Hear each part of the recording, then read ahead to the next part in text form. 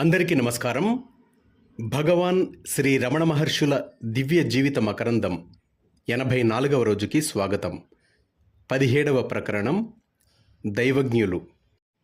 భగవాన్ శ్రీ రమణ మహర్షుల సన్నిధికి చేరిన కొందరు దైవజ్ఞుల గురించి విందాం. మొదటగా శేషాద్రి స్వామి.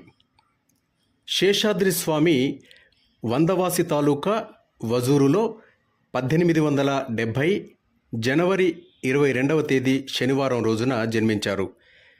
తల్లిదండ్రులు అతనికి పెట్టిన పేరు శేషాద్రి. తరువాతి కాలంలో అతను సన్యసించి శేషాద్రి స్వామిగా ప్రఖ్యాతి పొందారు.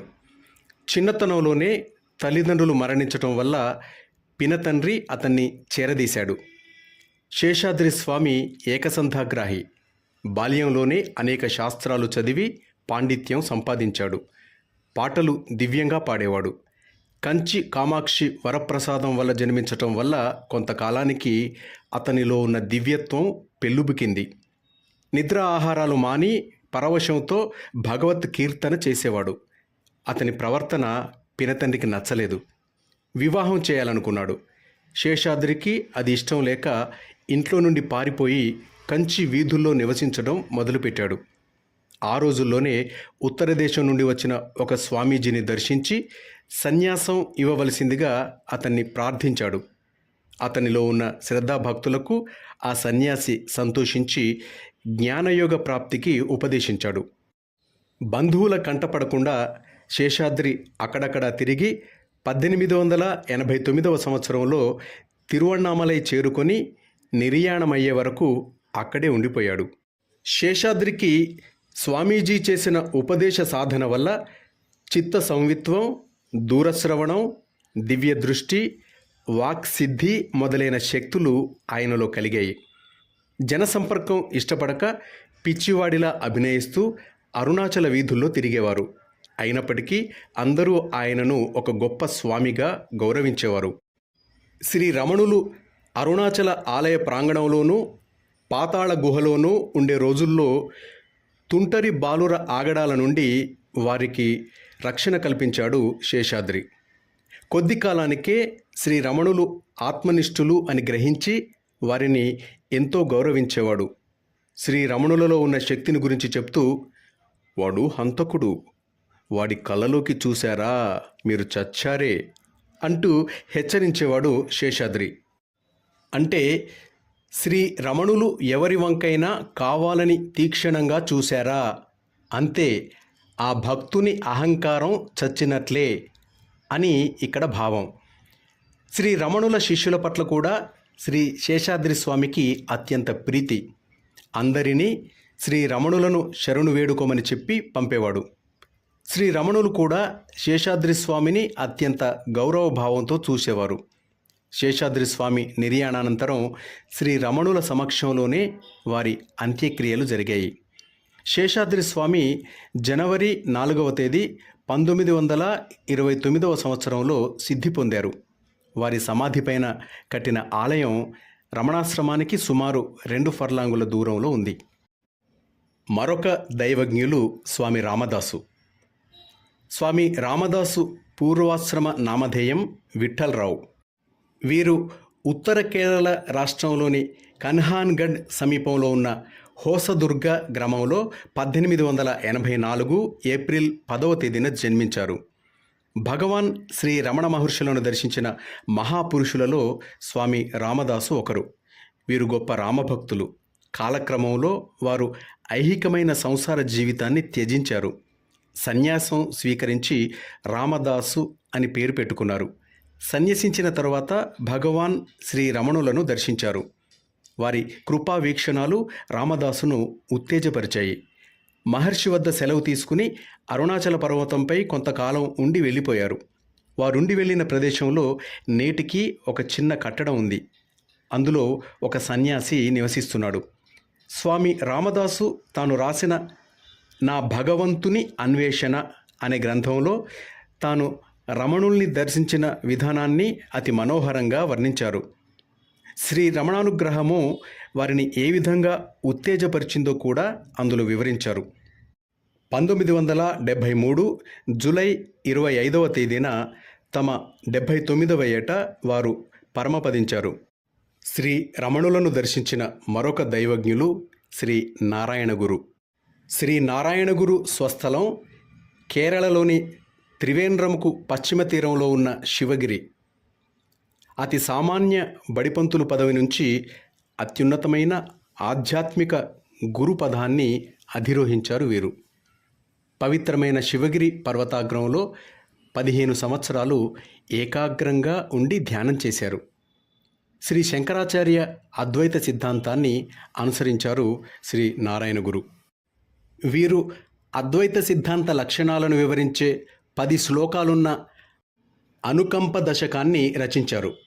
వీరి బోధలు హిందూ మత సిద్ధాంతాలకే పరిమితం కాక ప్రపంచంలోని అన్ని మతాలకు సంబంధించినవిగా ఉంటాయి. అట్టి బోధలతో కూడిన రచనే వీరి యొక్క ఆత్మోపదేశ శతకం.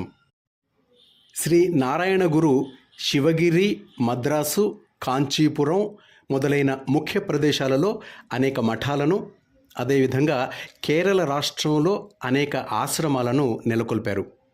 వారు ఎక్కడికి వెళ్ళి ఎవరిని చూడరు. మహాత్మా గాంధీ, శ్రద్ధానంద, రవీంద్రనాథ్ ఠాగూర్, పిఎఫ్ అండ్రూస్ మొదలైన వారు వీరి వద్దకు వచ్చి వీరిని దర్శించుకున్నారు. శ్రీ నారాయణగురు మరియు వారి భక్తులకు శ్రీ రమణ భగవానుల ఎడల గౌరవభావం ఉంది. 1917లో శ్రీ నారాయణగురు దక్షిణ దేశ యాత్ర చేశారు.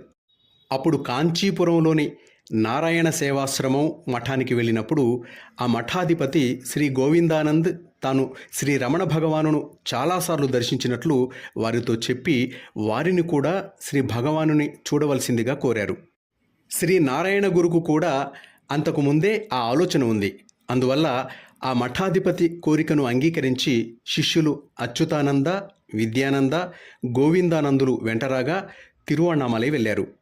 శ్రీ భగవానుల పరిచారకుడు పళనిస్వామి శ్రీ నారాయణ గురును అనుకోకుండా కలిసి వారిని రమణాశ్రమానికి రమ్మని ప్రార్థించాడు.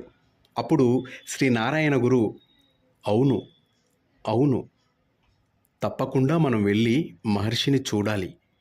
మహర్షి ఎక్కడికి వెళ్ళరు, మనమే వెళ్ళి చూడాలి అని తమ శిష్యులతో కూడి స్కందాశ్రమానికి వెళ్ళారు. స్కందాశ్రమంలో భగవాన్ లోపల కూర్చొని ఉండడం శ్రీ నారాయణ గురు చూశారు. కొంతసేపు వారిపై దృష్టి నిలిపి తర్వాత బయట మామిడి చెట్టు కింద కూర్చున్నారు. శ్రీ నారాయణ గురు శిష్యులు శ్రీ భగవాన్కు సాష్టాంగ ప్రమాణాలు చేసి శ్రీవారి సన్నిధిలో కూర్చున్నారు. శిష్యులు కానీ మరెవ్వరు కానీ శ్రీ నారాయణ గురువు గారి సన్నిధిలో కూర్చునేవారు కాదు. ఇతరులతో సహపంక్తి భోజనం చేయటం కానీ వారితో యథాలాపంగా ముచ్చటించటం కానీ నారాయణ గురు చేసేవారు కారు.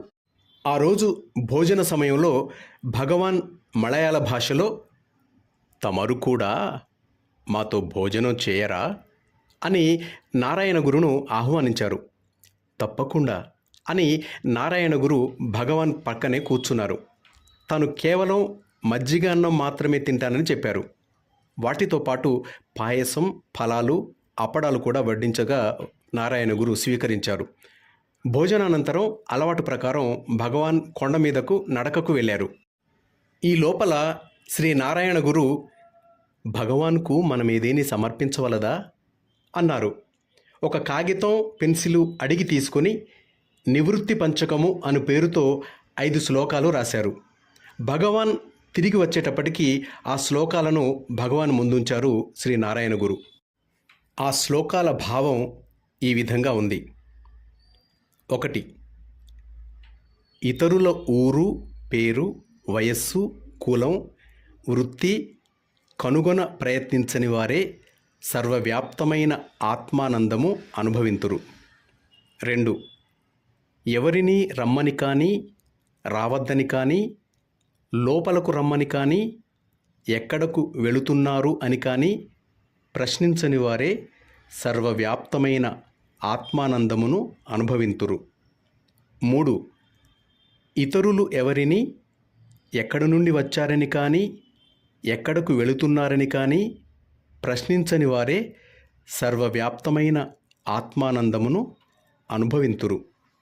4. నేను, నీవు, అతడు, అది, లోపలది, వెలుపలిది, ఉన్నది, లేనిది అను భేదభావాలు లేనివారే సర్వవ్యాప్తమైన ఆత్మానందమును అనుభవింతురు. 5.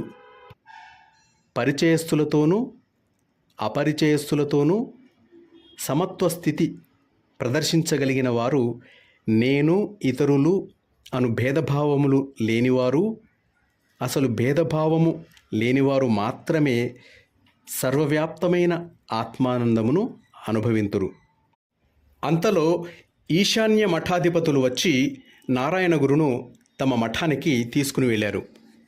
శ్రీ నారాయణ గురు వర్కాల చేరుకున్న పిదప మరొక 5 శ్లోకాలు మునిచర్య పంచకము అని పేరుతో వ్రాసి శ్రీ భగవానుకు పంపారు. పై 5 శ్లోకాల వలనే ఇవి కూడా భగవాన్ సహజ సమాధి స్థితిని వర్ణించునట్టివి. ఈ 10 శ్లోకాలు ఆశ్రమంలో ఒక పుస్తకంలో పదిలపరచబడ్డాయి.